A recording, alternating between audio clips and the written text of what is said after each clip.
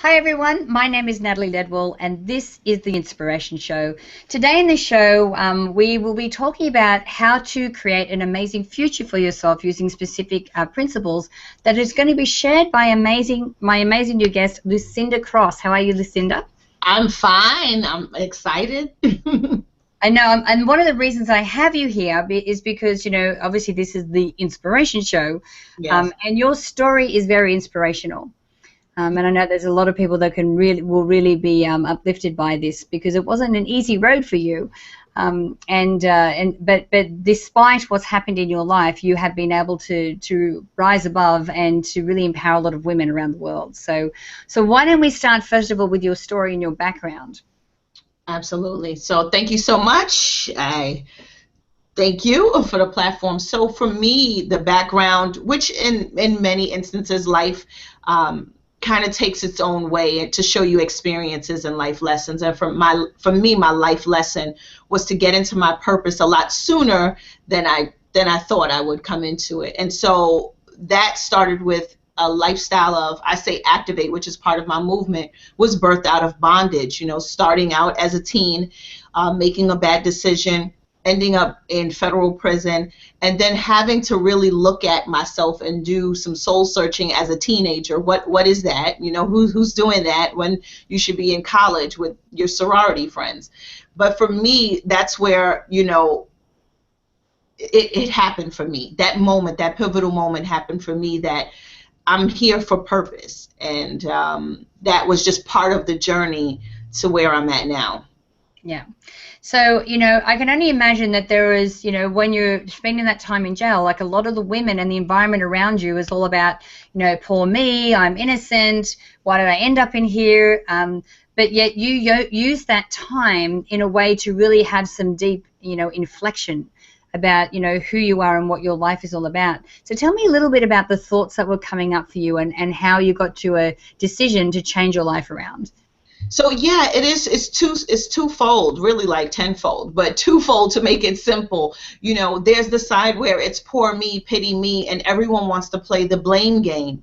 But that's really was the time for me to look at, and the conversation was around, Lucinda, what did you do to get yourself here, and why are you here? Right? And so, yes, there's a lot of people who are doing many of the same things that I had done to get me there. But what is going to make my track record differently? And so the thoughts in my head was, you know what? This is it for me. The thoughts was, I'll never be able to resurface from this situation. The thoughts were, how can I create a life after this? And I thought it was just downhill, and I thought I would be a statistic. Yeah, absolutely. I see we have a special guest who's joined us. Sorry. That's okay. I normally have Bella walking around in the background, so it's all good. Sorry. That's all right, darling. There's no problem at all. And so, okay, and it's so interesting that you had this insight, and it's at such a young age. I mean, you were 18 or 19, weren't you, when you went into jail? Yes, I did. I was 18 years old, but I always was seeking, I was one of those kind of teenagers. My mother was she had degrees in psychology, so I'm constantly reading her books, trying to master my own mind, really not knowing what that meant. So I always had this higher consciousness and was always seeking for more. Why is this happening? Why is this there? Why are some people, handicapped? And why are some people born this way? So I always was very inquisitive in life and the way life played out for people. So that just kind of helped me as a teenager in that situation to say, Lucinda, go back to the source and kind of figure out what is it that you need to do after this. So it's not another pity story. It's not another statistic. I refuse to be a statistic of depression, of a young girl being incarcerated, of being, raised by a single mom. I just refuse to be a statistic. Yeah, absolutely. And I think that when you set such a strong intention like that life is going to be different for you, and then did you have a vision of what you think it was going to be? Well, coming out, you mean coming home? Yeah.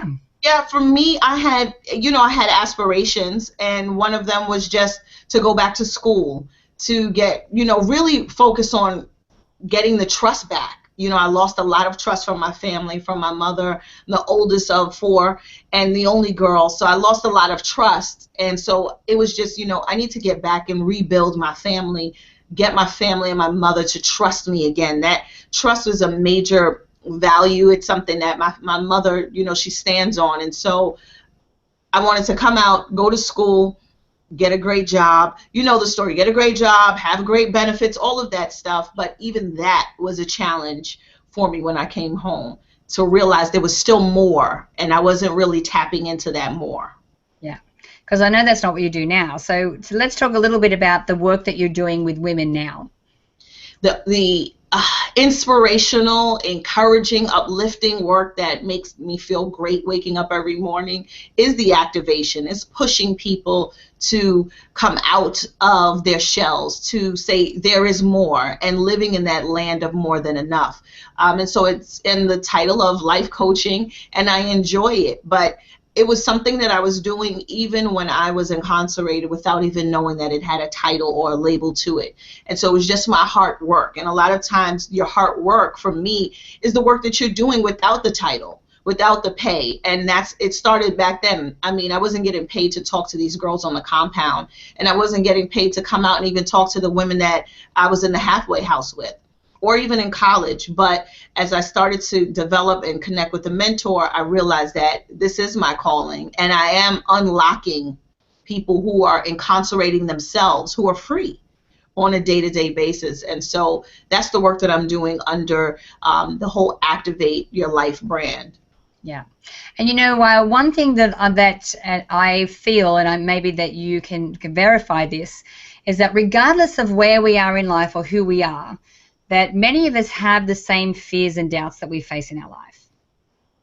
Yes, we do. Either it's the fear of success, the fear of failure, the fear of not being enough, the fear of being rejected, so we do have the same fears, and we ultimately have the same aspirations. Oprah said it so well. She said, a lot of us just want to be seen, heard, and loved.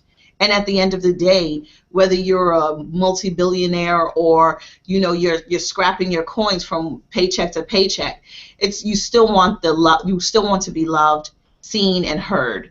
And your fears are still the same. Can I do it? Is it my time? Is it possible for me? Or maybe that's just for them. Should I hide this? Am I going to be rejected? Am I going to be accepted? So I do think the fears and even the aspirations are the same. Yeah, absolutely. So let's say that there's someone that's watching this show and they're like, what, enough's enough. My life is not gone the way that I want it to, and I want to change things around. What is something that they can do, or what are some steps that they can take initially to start to change things around for them and get their life going in a more positive direction? I would say to really take inventory and look at what is it that you're going to do this year that's different from 3 years ago, that's different from last year, different from 5 years ago, because that's a decision. We have to ultimately start with number one, making a decision on what's going to make this year different for me. And a lot of times people don't think into that. They say, well, I have this 5-year vision, or I just want to change my life. Well, change it in what manner? So first, make a decision that you want to make a change. You realize that it's time to make a change. And number two, in what specific area do you really want to focus on so that you can see the results? Because that builds up your confidence. And the third thing is always write it down. There's a saying, if it's not written, it doesn't exist. So write down where you are, where you desire to go, what's working for you and what's not working for you, and start to do a process of elimination. I say start handing out 72-hour eviction notices. You know what? This no longer worked for me. This conversation, this friendship, this relationship, heck, this job, so we have to be realistic with where we are now and be unrealistic with where we tend to go. Absolutely. Now, I know that you started to recognize fairly early on what your purpose or what your mission in this lifetime is. How would someone discover what that is for them? I would say there's a fortune in your frustration. So the thing that frustrates you the most out of your life, or even that you're surrounded by, a lot of times that's your purpose. So for me, the pity party, the excuses, the self-sabotage, those are things that would just get under my skin. But I was the president of all of these committees in my own life. But that was the thing that is ultimately fueling my business and helping me build a legacy.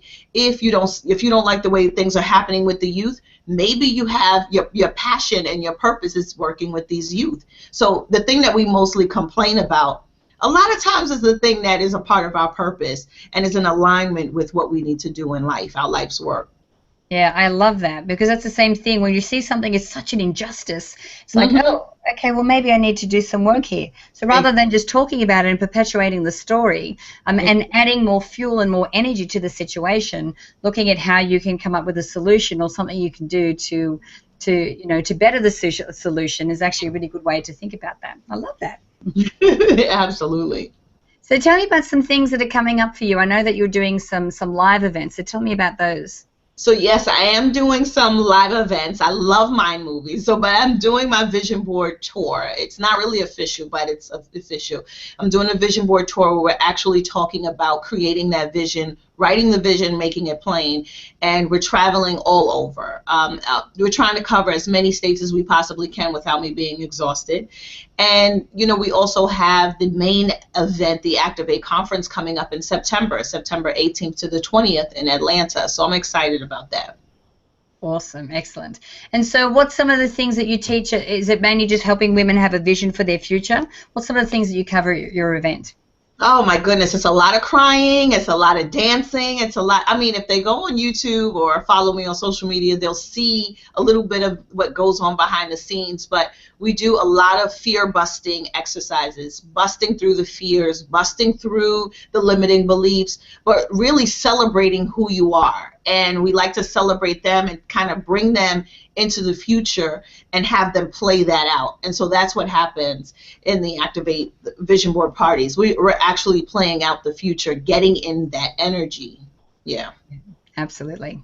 I know, and that's the thing. I think the thing that I realize most about blame is that as long as I'm blaming someone outside of myself for the situations in my life, I lose all power to do anything about it.